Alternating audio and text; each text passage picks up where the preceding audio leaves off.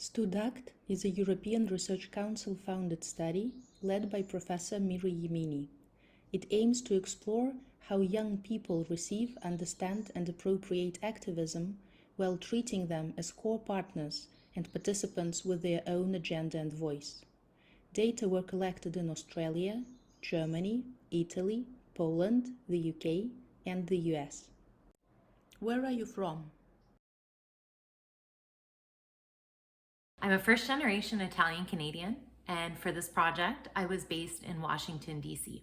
I'm based at the University of Queensland. And I was born in Italy, in Torino, but I've lived in several different countries around the world. I am from Ghana. I've been living in the UK for the past 6 to 7 years. I'm from Arizona, the 48th state of the United States. I currently reside in the capital city of Phoenix. I finished my master's degree in Poland and my PhD in Cyprus. The STUDACT project I joined as an Israeli researcher. How would you explain this project in one sentence? STUDACT is about understanding how youth define activism in their everyday lives on their own terms. It was a multifaceted project focused on youth activism and what is important to young people today. The STUDACT project is a multinational effort to amplify young people's voices and better understand their motivations and methods in activism, agency, and engagement across various contexts, but all in relation to similar issues such as climate change, gender justice, and human rights. Understanding the aspirations of young people in the context of local and global developments, and as part of the process of empowering them to help create a more sustainable and just world. It aims to give voice to students, to young people, which voice it's not so much heard. For me, it's primarily about understanding the youth voice. What can policymakers learn from your findings? I think we very much want more youth political and civic engagement.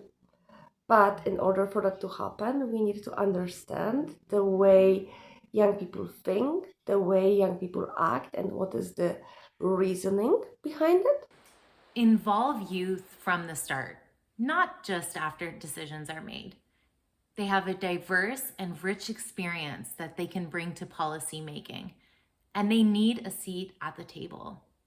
What policymakers can learn is that young people are really interested in current events and how these events may impact or influence their future. There's a lot of implications for how we can foster the civic engagement of young people in productive and constructive processes. But the problem is that these policies often come top-down with a real lack of practical materials for how schools can actually do it, especially given everything else on their plate.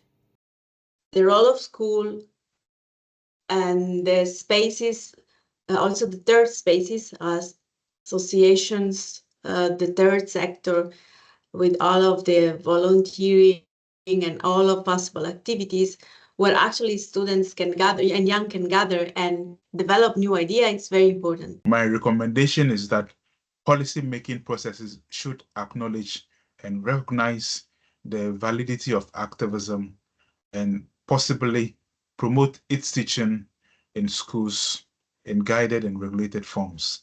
Youth are not just those future constituents or community members in this, conception of a citizen in waiting, but rather they're present day constituents and present day community members and are very capable of catalyzing change, and many are actually doing that.